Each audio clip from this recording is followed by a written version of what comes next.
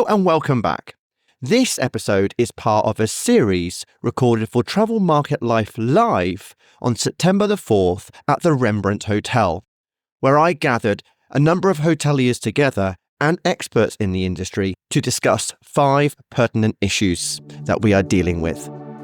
Welcome to Travel Market Life, your companion for industry insights and professional business development.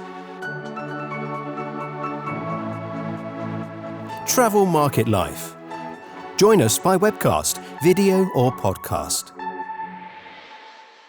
In this episode, we're looking at revenue generation, improving profitability through ancillaries, F&B and spa. Have we reached a ceiling of ADR? Can we increase room rates? Or do we need to look at improving revenue elsewhere in the business? We'll be exploring ancillary revenues, products, and making them available to guests, and deep diving into F&B and how to overcome increasing costs with Scot Turner, the F&B consultant at Auden Hospitality. In a recent study from Hotstats, they found that profitability in food and beverage dropped by over 30% in the last 5 years. And while revenue per available room, RevPAR, is up by 17% in Europe compared to January 2020, F&B revenue has increased by just 5%. If we look back all the way to 2018, hotels' F&B profit margin stood at an average of 32%. But fast forward to today, this fell 10 percentage points to just 22%. We'll explore this with Scot and how hotels can make more of their F&B. We'll hear back also from our room of hoteliers about some of the considerations at the forefront of their minds when it comes to addressing revenue and profitability at their business.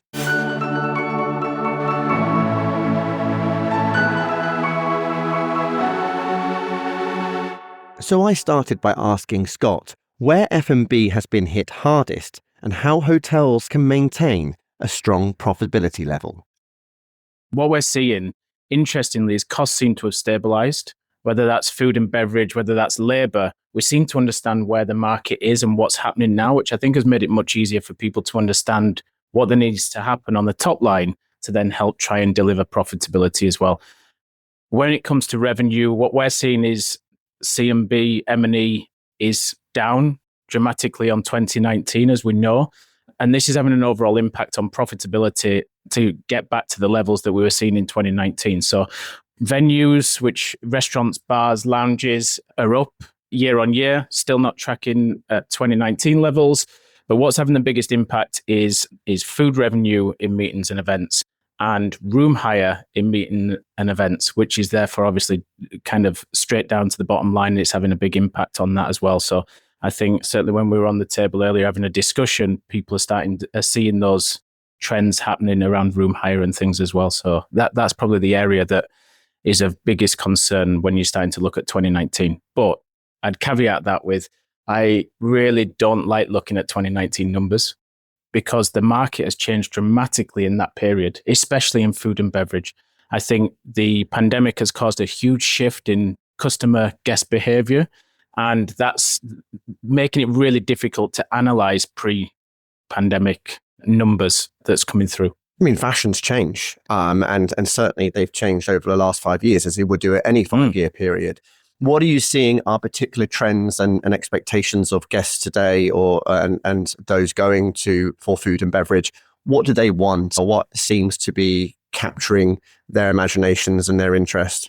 Experience is number one. People are now looking, when they want to spend money, they will spend the money, but they're wanting to see more out of it. And we talked about personalization earlier, and it'd be really interesting to talk about it later as well, because certainly in F&B, we're seeing personalization is really becoming important to build that repeat business, because acquiring guests is becoming harder and harder. So looking at profiles of guests, looking at how you can really start talking to those people, looking at how you can get your teams to automate as much of the comms to the guest pre, during and post visit as you can, to start really working on that loyalty and that return business rate is becoming super important. What we're also seeing is people are getting far more interested in tech from a guest perspective and how that can then help the customer experience. That doesn't necessarily mean QR codes on tables, but introducing ways that it can speed up service is definitely helping as well from a profitability perspective and from a guest experience. I mean, it's interesting. I was speaking to a small family-run hotel called the Black Boy Inn, and he was saying how he's been trying to drive a lot more customers to be actually making their orders through their app or through their web-based QR code. And what they've got is that they've got a loyalty program for regulars who benefit from obviously discounted F&B. Then for their guests staying at the hotel, they have a specific discount for them. And anybody just walking up to the bar will have to pay the full price. And from regulars and guests, he's noticing that the increasing trend of them actually making those purchases and orders through their QR code. So I see some businesses are seeing the benefits of that efficiency. But what about menus themselves, the type of food and beverage that people actually want nowadays? Because gastropubs was a big thing about 10 years ago. We saw that sort of expand massively. Are we seeing that what people want also having to adapt? Yeah, as part of the white paper, it's really interesting. There's a stat that's come out earlier in the year from the American Lodging Association that says 67% of people booking bedrooms is driven by food and beverage, which is a huge stat. It's 6% up on 2022. So F&B is starting to influence guest bookings when you look at the stats. What we're seeing is authenticity is really key. They want quality. These kind of generic all-day dining lounges, people are wanting more from them. They want to understand what it is. And I think when you start looking at some of the hotel F&Bs who are really starting to make an impact in the market, it's the ones who are bold. It's the ones who have kind of put themselves into a niche and say, well, this is what we are. This is who we want to attract. And there's a really clear message that comes out of it. And I think that authenticity, whatever that means, it doesn't necessarily mean because we're in England, we have to do British food. But as long as we're putting our hat into something and put a message around it and have a really clear story, people are buying into that because there's authenticity, it's genuine, people understand what they're getting. Let's touch on two of the other trends then. Sustainability, local sourcing of food. Is it a thing or is it just a PR? I think it's a bit of both. I think for me, sustainability is a big word. I think we should be more planet conscious, especially when it comes to F&B. I don't think that sustainability should necessarily drive decisions, but I think we should be conscious about the decisions we're making. For the right concept, 100% go local. I think that's definitely key. I think back to that story, back to the provenance, it all helps. But if you're opening Mexican restaurants and Persian restaurants or whatever that might be, the guest wants authenticity. So I think you have to stay true to the core of what that concept is or what their offering is that goes with it. And what about healthy eating and well-being? It's coming, particularly in room service, really interestingly. We're seeing a lot more demand for healthy eating from rooms. Back to that piece that you were saying earlier about QR codes. If you haven't got QR codes in bedrooms at the minute for food, you're missing opportunity. There's clear stats out there that talks about order uptake, average check increase. If you see some of the stats from the third-party aggregators, that's flowing through into hotels now as well. Certainly in kind of, if you've got pools and leisure facilities, we're seeing a big impact. But yeah, wellness is coming into it. I think it's about offering variety on menus. No matter what your concept, what your brand is, I think variety is key. So don't rule out the guys who like to indulge, but there's got to be things in there that kind of hits that wellness note as well. And as I said, particularly in room service, we're starting to see a lot more demand away from burgers and club sandwiches and starting to see a lot more kind of healthy items coming onto sales mix. And there's a lot more talk about, the role of technology, making things more efficient, understanding what's coming and managing prices. Do you see that as essential for the business? 100%. I think for me, technology should enable people to be on the floor more looking after guests, creating experience. I don't think it should be there creating process or putting roadblocks in place. So I think when it comes to this, getting scheduling systems in, inventory systems into the business, one of the things that always drove me crazy in hotels, and it's the same listening to the revenue guys today, is the revenue guys have data at their fingertips. They drill down, they know every part of the business. In hotels, traditionally, we don't have that level of drill down in food and beverage. So I think there's benchmarking platforms, there's businesses that are coming out, tech platforms that are out there now that can really help do that. And it really does help put pennies and pounds onto the bottom line. One of the big things that I faced when I went into restaurants was that we were doing weekly stock takes on cost of sales. We were analysing labour every single day. We were drilling down. Hotels don't necessarily have that level of data. So I really encourage people to try and find and source the data that sits there in your business, because it's what the restaurant guys are doing and it's giving them the edge. Wonderful. Thank you very much, Scott.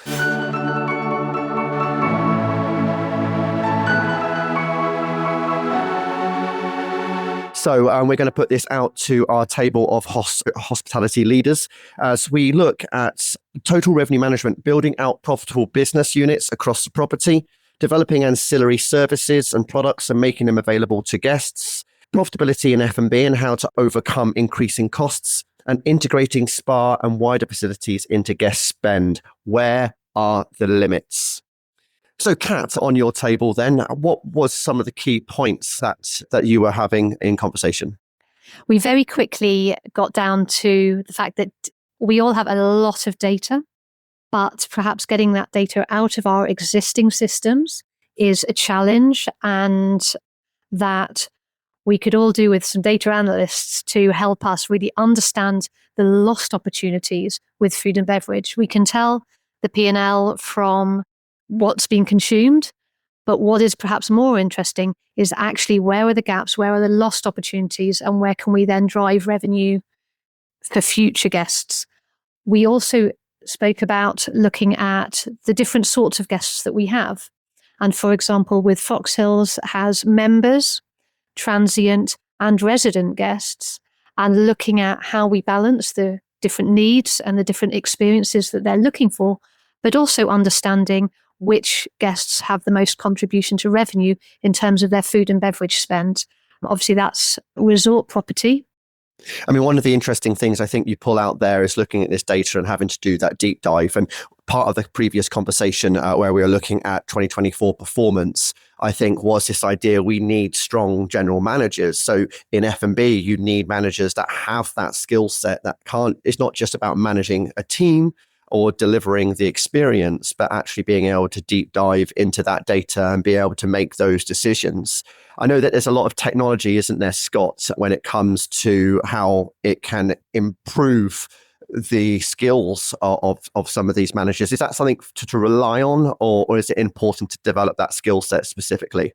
No, I think it's definitely something to draw on, 100%. I think it's back to that element around people understanding where the market is, back to what we were talking about earlier. I think that when it comes to F&B, understanding consumer behavior and habit. So yes, training's important. Yes, some of the tech systems that can build into that are important. But I think being able to make sure that your guys are going out and trying independent restaurants, the best hotels opening, seeing what's on the market and understanding that in real life is super important. And it's something that we do a lot as a team at Auden. We go out and we eat and we drink and we experience. That sounds really nice, but it's not that nice sometimes. There's no better way when it comes to food and beverage, when it comes to experience, when it comes to hotels, of seeing what the best do. Because when you can see it, you can touch it, you can feel it, it's much easier to then take it back with teams. So that would be my big thing. But when it comes to training, one of the things, and just to be really quick, is just remember that the way that we consume content now in the world has changed. So one of the things that we're seeing in businesses, particularly with the new workforce that's coming through at junior level, is the days of PowerPoint presentations are kind of done. They don't get it, they switch off. And the days of job buddies where you can have people mentoring people for 2, 3, 4 weeks on the floor, we don't have that luxury anymore. So it's really about finding those systems that can deliver short, snappy content to the teams, that gives them resource, that's at the fingertips on apps and things like that they can draw on. Video first is becoming the new norm that we're seeing, becoming much more effective from a training perspective. So before you might have had 5 steps on a PDF, now that 5 steps as a video that someone can draw on a tablet in the kitchen is much more effective. Moving on to our other table, and we'll come over to Johnny now and what the conversation was here at this table. We talked a lot about, we don't have a lot of F&B people on the table, but we talked a bit about sustainability in respect of profitability, even down to simple things like changing the light bulbs to LED light bulbs and putting sensors on in corridors so lights aren't on. needlessly for hours and hours when there's nobody around, things like that. A lot of consumers requiring their suppliers to have green credentials, and there's a plethora of companies or businesses, services who will provide you with green credentials and stamps and logos to say, you're a level 1 or you're a gold member and practices, but there's no real check and standards of procedures that people are doing. So it's a pretty easy criteria to fulfill on paper, but not necessarily in reality. So it's kind of a grey area that needs a bit of tightening down. In terms of actual food and beverage itself, a couple of points that we talked about was, in terms of a hotel, outsourcing restaurants. So you've got a dining experience as opposed to just your bog standard hotel restaurant. The trouble for properties these days, especially city hotels, the genre of restaurants that are available now is 10 times what it was 10 years ago. And the delivery options as well. You can have any type of food, any dietary requirements delivered to your door within 15 minutes. Certainly here. Some hotels don't allow it. Some do. I think you're silly if you're trying to, prohibit it. We discussed it, that some of the guys here have got room-only properties, but they have the delivery companies go, and they support and encourage it because it adds to the overall guest experience as well, which helps, hopefully, the profitability of that property. And people nowadays are much more inclined to pay for dining experience, to go out. So we eat out less, I think, than we used to do, but more inclined to spend more money on a dining experience rather than food for a meal because you're hungry and you just need to eat to survive. They're paying more money for experience rather than the nutritional value, I think, is a fair way to put it. Excellent. Johnny Seabury from Sarova Hotels, thank you very much. And over to David Ohanyanyan from Up Hotel Agency. So what was the conversation on this table? So first of all, is there a ceiling? No, why should there be? Of ADR, that is, of right? ADR? Yep. Well, there is in the room. Yeah, it will be maybe wet in England in early September. But the feeling was that it needed justification if you were to charge rates, especially above what market rates were. There was also a conversation around personalization and that feeling. So getting that right helps the rate to be higher because they're used to coming back to the same hotel and being treated in a certain way, that actually a little tweak in rate here and there wouldn't make as much difference over that choice. But also, although ADR wasn't necessarily too much higher or lower or about flat rate compared to previous years, that hotels became braver at charging higher rates for things like events and high demand. So the question was raised, well, is ADR just demand? Is it just based around demand? So it kind of is, because that's what pushes rates. But then there's also other areas, like we said, personalization and that feeling and the looking after the customers in the right way that can help raise things like ADR for hotels. And then we talked about business units and how hotels can maybe drive a bit more profitability from different areas. And the reality was that we thought about F&B, and there's a key area that hotels need to entice people in. So they can't just expect people just because they're staying there to want to go there. But also not just the people staying, but looking at the local community and the local area. So a couple of the hotels have nice affluent areas with people with cash to spend. How do they bring people in? So they created, well, one example was a Bridgerton afternoon tea, which sounds very great, but it tied into something known. It gave people a reason to come, and that worked really well. And another thing that was raised was house membership for locals. So giving discount or a kind of VIP service to the local community to actually choose that venue as a destination. So all great ideas and interesting propositions to maybe look beyond just the people coming in and out for a few days into your hotel and looking into the community to raise a little bit more revenue from there. And then in terms of ancillary products and services, there was various things that have cropped up. EV chargers, that's a new thing. Things like lockers, renting out parking spaces, utilizing dead spaces in hotels for other reasons. We looked at another hotel that maybe looked at external suppliers for F&B rather than trying to come up every few years, renovating, getting new F&B product in and actually destroying profitability. And even with F&B and profitability, if you haven't got an offering or you're not able to produce that, then maybe simplifying that down with your food offering to what you do offer. So you do offer something, but not trying to offer everything, because we know people are used to things like JustEat, Deliveroo. We talked about that earlier with different offerings. So actually then saying, well, if we can't do what we can, let's simplify what we've got and allow people to make that decision, especially in a place like London, or becoming themed or simplifying it down. So there's a lot of things that you can do in that perspective. And then the last thing that we talked about was the staff training to increase profitability. So interesting question. And by Anna was, do people in the F&B instances that we've got know which are the most profitable meals or drinks? Which I guess goes back down to this whole data thing that we talked about with Scott and this table. But interesting how your table obviously had a very different type of hotel mix compared to what Johnny had with the limited F&B range. What is particularly interesting there was this idea of EV charges. What I think I read a report last week that only 6% of hotels in the UK have facilities for EV charging, which is incredible, really, for the amount of money that has the potential of being able to come through there, seeming as everyone kind of needs to charge their car when they get to their destination. Yes, Kat. And the key thing on the EV charging front is the communication of the presence of that facility at the property. As an electric vehicle driver or passenger, it is so difficult and frustrating sometimes to find electric vehicle charging, and it can often be a decision maker in terms of people staying at the property if they can charge with confidence. We also know that where a hotel has EV charging, that increases the food and beverage spend at the property.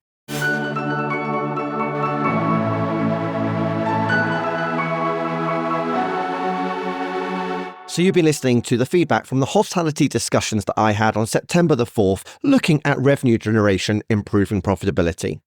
In our next instalment, we're looking at staffing and leadership and how we can address the problem of recruitment and retention of our staff. Remember, you can subscribe to Travel Market Life on our website, www.travelmarket.life, or follow us on LinkedIn, where we post all our latest episodes, articles, and insights. Thanks again for listening.